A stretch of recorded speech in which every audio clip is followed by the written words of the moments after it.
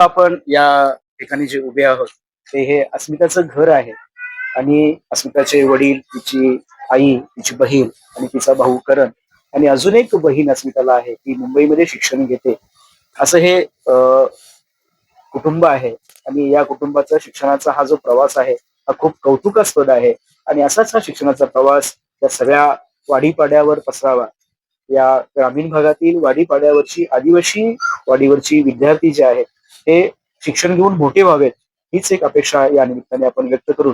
ज्ञानम ज्ञानम ज्ञानम युट्यूब चॅनल मध्ये आपल्या सर्वांचं मनापासून स्वागत.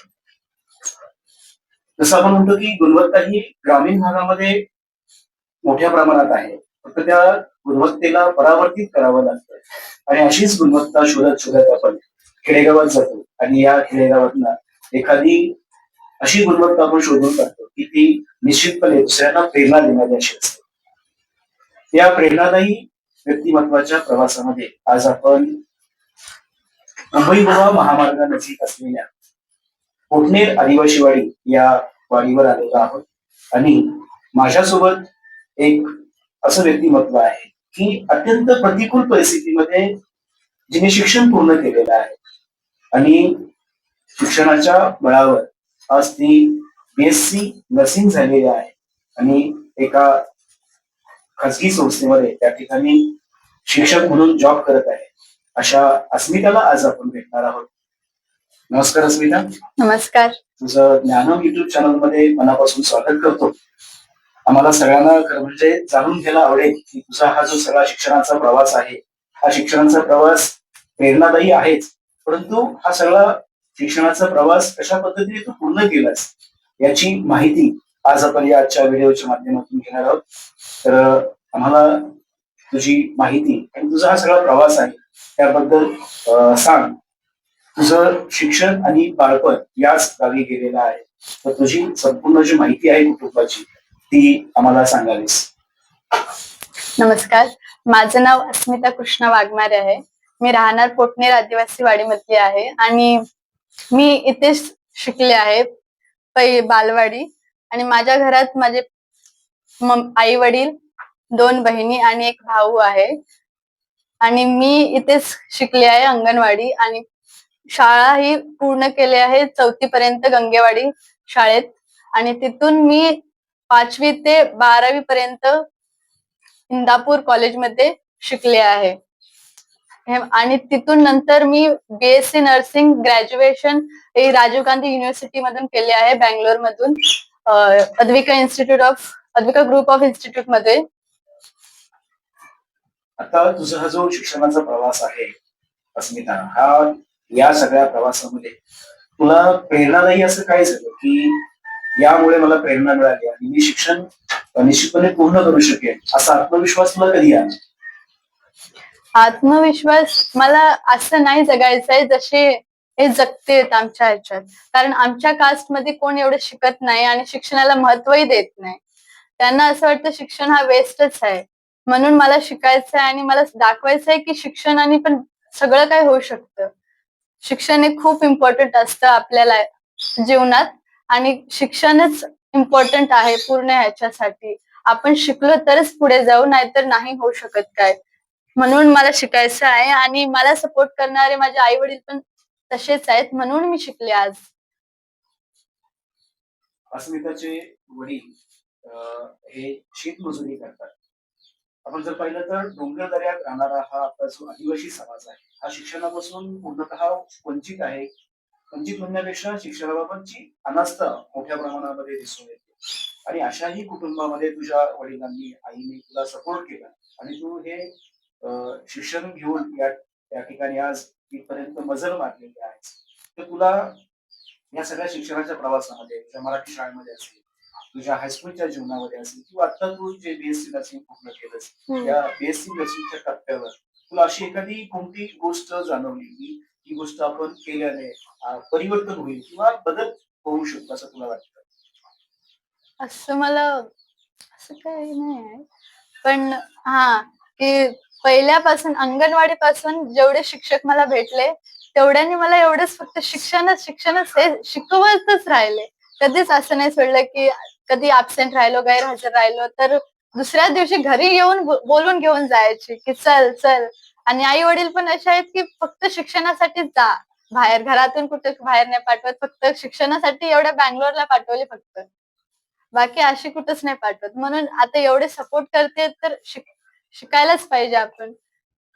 एवढे सपोर्ट करणारे आई वडील कुणाला पण नाही भेटत. एवढे पैसे खर्च करून बँगलोरला शिकवणं. अस्मिताच्या शिक्षणाच्या या प्रवासामध्ये तिच्या आई वडिलांची भूमिका अत्यंत महत्वाचीच आहे.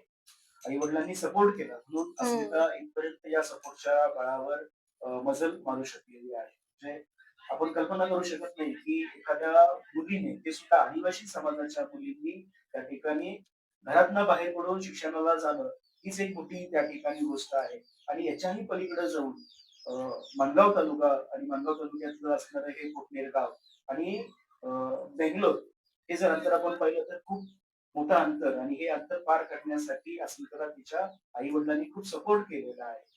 एकंदरीत हा सगळा जो अस्मिताचा प्रवास आहे, हा तिच्या कुटुंबाच्या वतीने, कुटुंबाच्या माध्यमातून, कुटुंबाच्या सपोर्टने सुरू झालेला आहे. परंतु अस्मिता, मला माझा दुसरा पुढचा प्रश्न असा आहे की जसं तुझ्या घरी हे वातावरण मिळालं, पण आजूबाजूला जर आपण पाहिलं तर असं ही कोकण आदिवासीवाडी असेल किंवा अन्य ज्या वाड्या आहेत, या वाड्यांमध्ये शिक्षणाचं प्रमाण खूप कमी आहे. तर हे सगळं थोडस बदल करण्यासाठी आज तुझ्याकडे एक त्या ठिकाणी आयडॉल म्हणून पाहिलं जाते. तर तुझा असं कोणता रोल भविष्यामध्ये राहील की तू हे सगळी व्यवस्था जी आहे किंवा आता जे चाललेलं वातावरण आहे त्यामध्ये काहीतरी बदल होईल? बदल करण्यासाठी जे लहान वयात कामाला जातात ना, त्यांना नाही पाठवायला पाहिजे कामात. आई वडिलांनी तेच बंद करायला पाहिजे की कामाला जेव्हा जातात बाहेर ना, म्हणून त्यांना पैसे भेटतात म्हणून ते शिक्षणाकडे नाही लक्ष नाही देत आहेत. तर पहिले ते बंद करायला लागेल.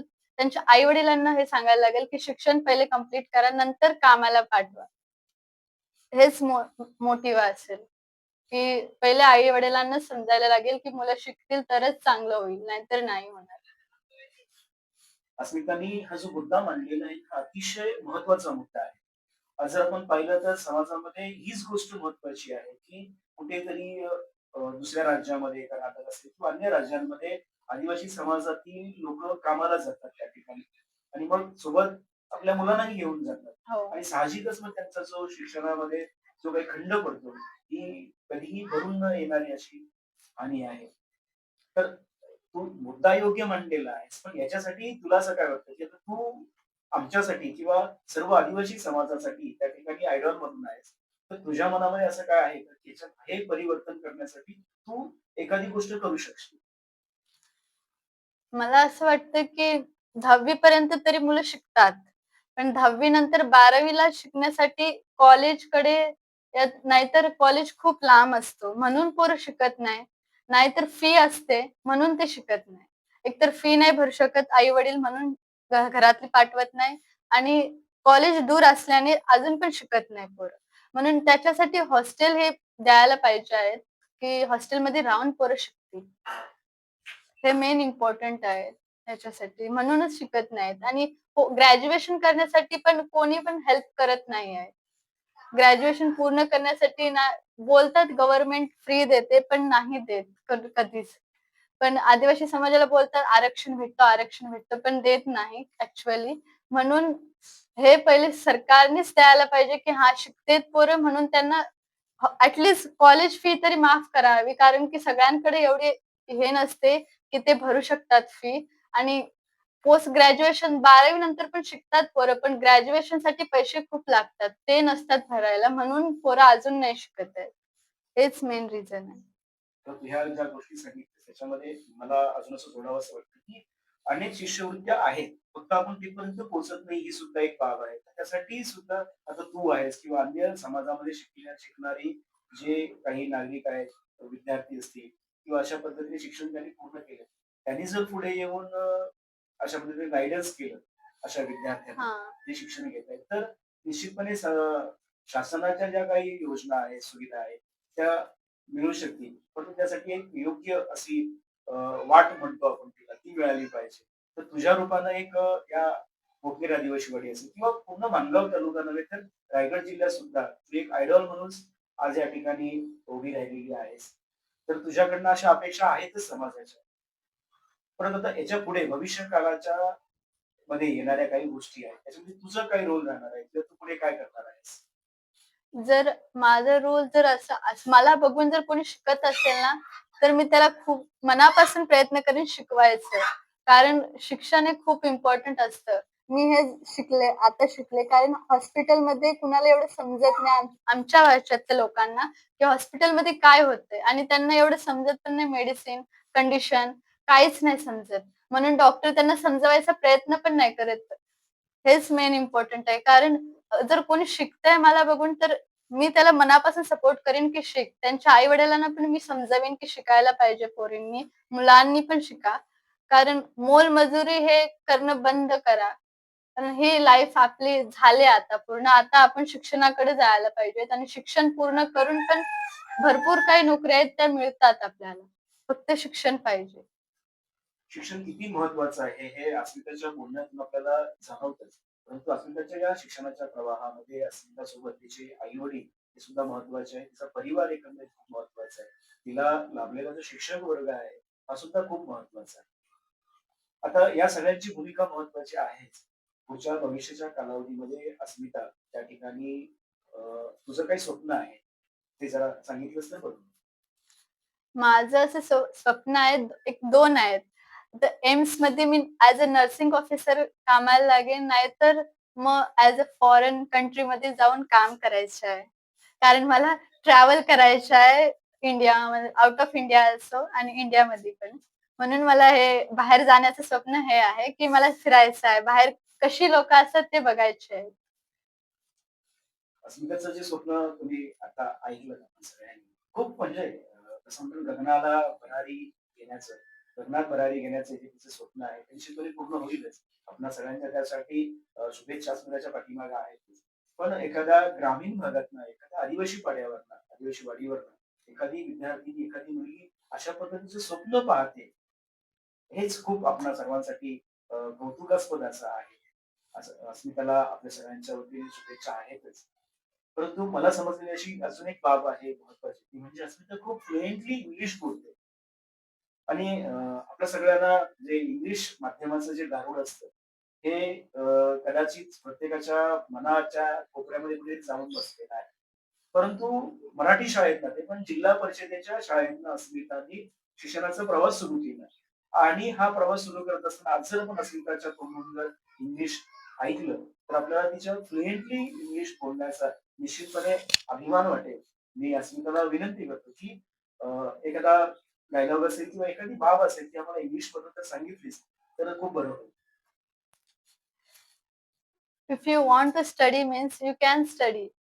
You can do everything what you want and what you need that also you can achieve in your life. It's more important to hard work. Hard work is can give anything. Everything you can get by hard work. By study also and by hard work also. You can get everything. What you want to achieve in your life, that also you can achieve. But for achieving also you can do hard work. Without hard work, we can't get anything. असं त्याचं शेवटचं वाक्य आहे ना without hard work you can't do anything. हेच तिच्या यशाचं आणि या शिक्षणाच्या प्रवाहातलं महत्वाचं असं टप्पा महत्वाची पायरी आपण म्हणू शकतो. या सगळ्या प्रवासामध्ये अस्मिताची जी आपली ओळख झाली किंवा अस्मिता आज आपल्या ही ज्ञानम टीव्हीवर जी या ठिकाणी आज आलेली आहे त्याच्या मागचं जे श्रेय आहे तो त्या श्रेयामध्ये अर्थातच माझा मित्र हेमंत आहेच. पण हेमंतच्या बरोबरीनं माझे दुसरे मित्र जे आहेत दांडेकर गुरुजी यांचा सुद्धा खूप महत्वाचा रोल याच्यामध्ये आहे. की खेडेगावातली अशा पद्धतीची जी काही गुणवत्ता आहे ही लोकांसमोर आली पाहिजे आणि त्या येण्यासाठी त्यांनी जे काही मनापासून जे प्रयत्न केलेत ना ते खूप महत्वाचे आहे. आणि म्हणून आपण या पुढच्या फ्रेममध्ये आपण हेमंतला सुद्धा भेटू आणि दांडेकर गुरुजींना सुद्धा आपण या फ्रेममध्ये भेटणार आहोत. आपण त्यांना सुद्धा एक एक प्रश्न विचारणार आहोत की दोघांनी त्याचं उत्तर द्यावं की अशा पद्धतीची गुणवत्ता ही खेडेगावात आहे. परंतु ती गुणवत्ता पुढे येण्यासाठी आम्ही तिघेही शिक्षक आहोत. म्हणून माझा हा प्रश्न आहे की आपण जे तुम्ही प्रयत्न करताय ते खूप चांगले आहेतच. पण या प्रयत्नांना अजून दिशा देण्याची कशी आवश्यकता आहे हे जर दोघांनी सांगितलं तर खूप बरं होईल. नमस्कार, माझं नाव योगेश मधुकर दांडेकर. रायगड जिल्हा परिषद शाळा धनगड इथे मी आज कार्यरत आहे. तर माझ्या वाडीतील मुलांनी चांगल्या पद्धतीने शिक्षण घेऊन त्यांनी पुढे जावं, हे आमचं स्वप्न आहे शिक्षकांचं. की आदिवासी वाडीवरील सुद्धा मुलं आहेत, त्यांनी सुद्धा चांगल्या पद्धतीने शिक्षण घेऊन आता अस्मितांनी जसं शिक्षण घेतलंय तसं इतर मुलांनीही शिक्षण घ्यावं, हा हेतू आमच्या शिक्षक वर्गांचा आहे. की मुलींनी चांगलं शिक्षण घेतलं म्हणून मी आज शेळके सरांपर्यंत जाऊन भेटलेलो आहे आणि त्यांना सांगितलं की आमच्या वाडीतील मुलगी ही सुद्धा चांगल्या पद्धतीने शिक्षण घेतलेलं आहे आणि तिने चांगली प्रगती केली आहे. तर तुम्ही मार्गदर्शन करण्यासाठी या. हेमंत. नमस्कार, माझं नाव हेमंत बारटक्के.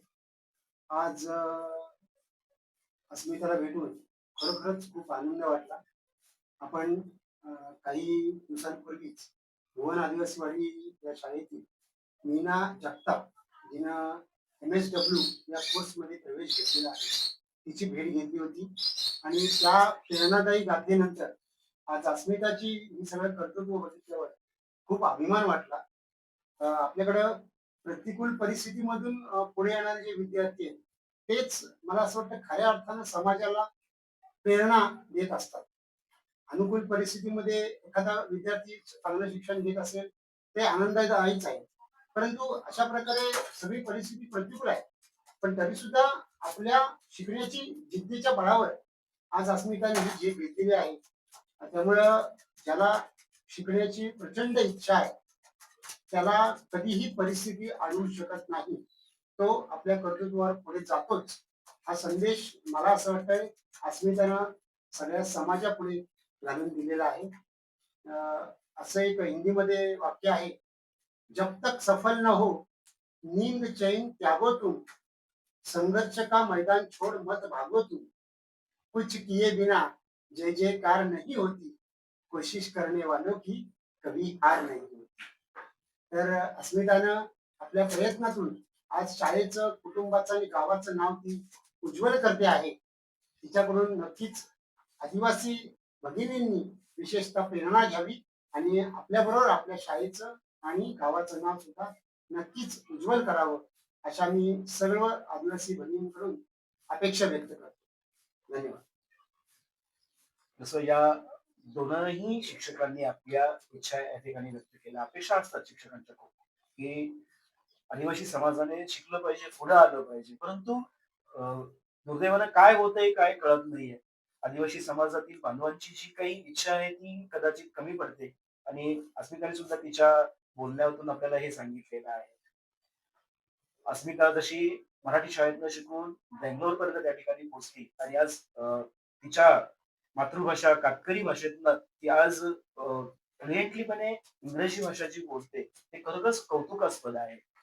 आणि अस्मिताच्या या प्रवासामध्ये तिचे आई आणि बाबा यांचा रोल खूप महत्वाचा आहे आणि आजच्या या मुलाखतीमध्ये जर आपण त्यांना दाखवलं नाही तर कदाचित या सगळ्या गोष्टीवर म्हणजे ही सगळी मुलाखत अपूर्ण होईल असं मला वाटतं आणि म्हणून आपण तिचे आई आणि बाबा यांना सुद्धा या फ्रेममध्ये भेटणार आहोत. आपण अस्मिताच्या घरी बसलोय आणि मग अस्मिताचे वडील हे या ठिकाणी कृष्णा वाघमारे या ठिकाणी आहेत आणि अस्मिताची आई रंजना वाघमारे या ठिकाणी आहे. त्या दोघांचंही मी खरं तर पहिल्या प्रथम स्वागत करतो आपल्या ज्ञानम युट्यूब चॅनलवर. आणि त्यांनी जो हा काही सगळा अस्मिताच्या शिक्षणासाठी जो काही प्रवास केलेला आहे, मोलमजुरी करून एवढं आपल्या मुलीला शिकवणं हे खूप अवघड असलेली बाब त्यांनी पूर्ण केलेली आहे. आणि तुम्ही बोलता का काही? मी मोलमजुरी करून थोडी लांब 10वी-12वी आणि तिकडे पाठवला. ते काय तिचं शिक्षण आहे, आम्ही मोलमजुरी करायचं करता दोघं आणि शिकवलं. खूप मोठं योगदान आहे या दोघांचंही, अस्मिताच्या वडिलांचं आणि आईचंही. तसंच तिची 2 बहिणी आणि तिचा भाऊ हे सुद्धा तिला शिक्षणाच्या सगळ्या प्रवासामध्ये मदत करतात. त्यांचीही मदत झालेली आहे आणि एकंदरीत या वाडीवरच्या सर्वांचीच अस्मिताला मदत झालेली आहे. तिच्या रायगड जिल्हा परिषद शाळा गंगेवाडी शाळेपासून ते तळाशेत हायस्कूल मधील तिचे सर्व शिक्षक असतील आणि आता तिने जे शिक्षण पूर्ण केलं त्या ठिकाणचे तिचे असणारे शिक्षक असतील, या सगळ्यांचीही तिला मदत झालेली आहे. अस्मिताचा हा प्रवास खरोखरच कौतुकास्पद आहे आणि अस्मिताच्या पुढच्या वाटचालीसाठी आपण निश्चितपणे तिला शुभेच्छा देऊया. आणि आपणास शेवटची एक विनंती करावीशी वाटते की आपण जर ज्ञानम युट्यूब चॅनलवर नवीन असाल तर निश्चितपणे या चॅनलला लाईक करा, सबस्क्राईब करा. खेडेगावातील किंवा ग्रामीण भागातली जी काही गुणवत्ता आहे ना, ती गुणवत्ता आणि चांगल्या बाबी आपणासोबत शेअर करण्यासाठी किंवा येण्यासाठी निश्चितपणे आपण या ज्ञानम युट्यूब चॅनलवर राहा. धन्यवाद. आजचा मुलाखतीचा जो कार्यक्रम आहे तो थांबूया. धन्यवाद.